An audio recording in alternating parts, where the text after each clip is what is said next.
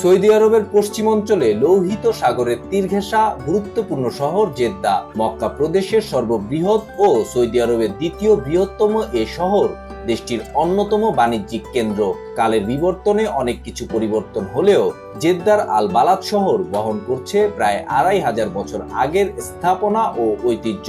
রয়েছে ১৯২০ সালে বাদশাহ আব্দুল আজিজের প্রতিষ্ঠা করা নাফিস হাউস, মাটি, পাথর ও কাঠের নান্দনিক সব স্থাপনা। আল বালাদ শহরে বেদুইন মার্কেটে দেখা মিলবে পুরনো সব তৈজসপত্র, আসবাবপত্র, খাবার ও পোশাক। সৌদি আরবের ঐতিহ্য সম্পর্কে ধারণা নিতে প্রতি বছর হজ মৌসুমে জেদ্দার এই শহরে আসেন হাজিরা। তাদের পাশাপাশি ভিড় জমান বিভিন্ন দেশের পর্যটকরাও। ২০১৪ সালে আল বালাদ শহরকে বিশ্ব ঐতিহ্যের অংশ হিসেবে তালিকাভুক্ত করে ইউনেস্কো। এরপর থেকে শহরটি প্রায় ৬৫০টি ভবন পুনরুদ্ধার এবং স্থায়ী ব্যবসা প্রতিষ্ঠানগুলোকে পুনরুজ্জীবিত করেছে সৌদি সরকার।